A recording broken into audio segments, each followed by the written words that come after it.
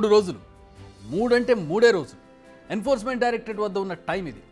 ఈ టైంలోనే Delhi liquor scam అంతు తేల్చాల్సి ఉంటుంది. ఈ టైం దాటితే మళ్ళీ ఈడీకి ఇలాంటి ఛాన్స్ దొరకకపోవచ్చు. ఎందుకు ఇలా చెప్పాల్సి వస్తుంది? ఈ 3 రోజుల్లో ఏం జరగబోతుంది? ఒకే కేసు, 2 వేరు న్యూస్.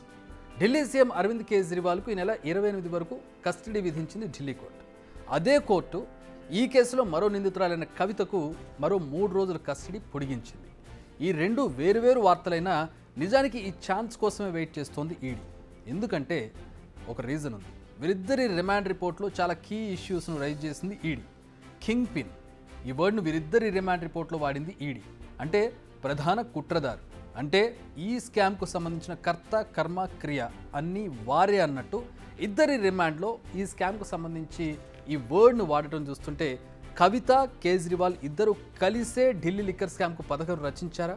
అందుకే ఇద్దరిని ప్రధాన కుట్రదారులుగా ఈడీ భావిస్తుందా? ఈ డౌట్స్ అందరికీ వస్తుంటాయి. ఒక్కసారి ఈ కేసు క్రోనాలజీ చూస్తే ముందుగా కవితను అరెస్ట్ చేశారు, ఆమెను కస్టడీకి తీసుకున్నారు, విచారించారు. ఈ విచారణతోనే ఇప్పుడు కేజ్రీవాల్ చెరసాలకు చేరినట్టు తెలుస్తోంది. బయటికి ఇది రాజకీయ కేసు, న్యాయమే గెలుస్తుంది అంటూ విక్టరీ సింబల్స్ చూపిస్తున్నా ఇన్వెస్టిగేషన్ రూమ్లో సీన్ రివర్స్లో ఉన్నట్టుగా కనిపిస్తోంది సిచ్యువేషన్. ఈ స్కామ్లో కేజ్రీవాల్ రోల్పై కవిత నోరు విప్పింది. అంతకుముందు 100 కోట్ల స్కామ్ అనుకున్నాం, కానీ ఇది 600 కోట్ల స్కామ్ అని తేలింది. దీని కేజ్రీవాల్ రిమాండ్ రిపోర్ట్లో రాసింది ఈడీ. డబ్బు ఎక్కడి నుంచి ఎక్కడికి ఎలా వెళ్ళిందన్నది కూడా ట్రేస్ అవుట్ చేసింది ఈడీ. ఇదే యాక్చువల్గా మెయిన్ ఫ్లో ఆఫ్ మనీ అంటారు దీన్ని. ఢిల్లీ లిక్కర్ పాలసీ రూపొందించడంలో కేజ్రీవాల్ పాత్ర ఉంది. సౌత్ గ్రూప్ నుంచి ముడుపులు డిమాండ్ చేసింది కేజ్రీవాలే. వారి డిమాండ్కు తగ్గట్టుగా పాలసీని మార్చింది కేజ్రీవాలే. ఢిల్లీలో లిక్కర్ బిజినెస్ను సౌత్ గ్రూప్ కంట్రోల్లో ఉండేలా డిజైన్ చేసింది కేజ్రీవాలే. ఇప్పటికే 100 కోట్ల ముడుపులు అందాయి.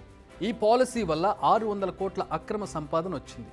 అందుకే ఈ కేసులో కేజ్రీవాల్ కింగ్ పిన్ అంటోంది ఈడీ. కవితను కూడా కింగ్ పిన్ అంటోంది ఈడీ. దీనికి చెబుతున్న రీజన్స్: ఈ స్కామ్ ద్వారా ప్రధానంగా లాభపడింది కవిత. సౌత్ గ్రూప్ లాబీ పేరుతో కీలకంగా వ్యవహరించింది కవిత. మాగుంట శ్రీనివాసులు, రాఘవ, శరత్ వీరందరితో కలిసి కవిత కుట్ర చేసింది. లిక్కర్ పాలసీని అనుకూలంగా మార్చుకునేందుకు ముడుపులిచ్చింది కవిత. కేజ్రీవాల్ ఇతర మంత్రులను కలిసి డీల్ సెట్ చేసింది. కవిత ఢిల్లీకి హోల్సేల్గా లిక్కర్ సప్లై చేసే ఇండో స్పిరిట్స్లో తన బినామీ అరుణ్ పిళ్ళైకి వాటా వచ్చేలా చేసింది. సో ఈ స్కామ్లో కింగ్ పిన్ కవిత అంటోంది ఈడీ. ఇవన్నీ అసత్య ఆరోపణలే, అన్ని అబద్ధాలే. ఇది కేజ్రీవాల్, కవిత చెబుతున్న మాటలు. కానీ ఇప్పుడు ఒక్కసారి ఛాన్స్ వస్తే అసలు నిజాలన్నింటినీ బయట పెట్టేందుకు ఈడీ రెడీగా ఉంది. ఎందుకంటే వాళ్ళు ఎప్పటి నుంచో ఎదురు చూస్తున్నది ఇది. ఇద్దరిని కలిపి విచారించడం కోసం, ఇద్దరిని ఎదురెదురుగా కూర్చోబెట్టి ఇన్వెస్టిగేషన్ మొదలు పెడితే అసలు నిజాలన్నీ వాటంతటా అవే బయటకు వస్తాయనేది ఈడీ కాన్ఫిడెన్స్. చాలా కేసెస్లో ఇలాంటి విచారణ జరుగుతూ ఉంటుంది. ఇప్పటికే వేరువేరుగా విచారించారు, ఒకరి గురించి మరొకరిపై ప్రశ్నలు వేశారు, వాళ్ళు చెప్పిందంతా నోట్ చేసుకున్నారు. ఇద్దరిని ఎదురెదురుగా కూర్చోబెట్టి మళ్ళీ అవే ప్రశ్నలు వేస్తే లిక్కర్ స్కామ్ కేసు క్లైమాక్స్కి వచ్చినట్టే అంటోంది ఈడీ. ఎందుకంటే ఎక్కడైనా తేడా ఉంటే ఆన్సర్స్లో, ఆ తేడాని అక్కడ బయటకు తీసుకొచ్చి వాళ్ళిద్దరిని తమదైన రీతిలో విచారిస్తే దానికి సంబంధించిన యాక్చువల్ నిజాలు బయటకు వస్తాయి. అయితే ఈడీ కురిపిస్తున్న ప్రశ్నల వర్షానికి సింపుల్గా సైలెన్స్ మెయింటైన్ చేస్తున్నట్టు సమాచారం వస్తోంది.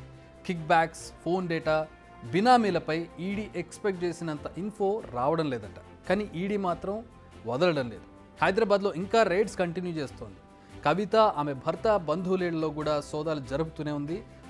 పక్కా ఆధారాలను ముందుంచి సమాధానం చెప్పించాలని చూస్తోంది. వారికి ఇదంతా చేయడానికి టైం 3 రోజులు మాత్రమే. ఈ 3 రోజుల్లోనే వారికి కావాల్సిన సమాచారం తీసుకోవాలి. లేదంటే కవితకు మళ్ళీ కోర్టు కస్టడీ పొడిగిస్తుందో లేదో తెలియదు. కేజ్రీవాల్ ఇష్యూలోనూ ఇదే సీన్. ఇద్దరు హై ప్రొఫైల్ వ్యక్తులే కావడంతో ప్రతి నిమిషాన్ని చాలా వాల్యుబుల్గా ట్రీట్ చేస్తోంది ఈడీ. మరి ఈ కేసు ఈ 3 రోజుల్లోనే కీ టర్న్ తీసుకోబోతోందా?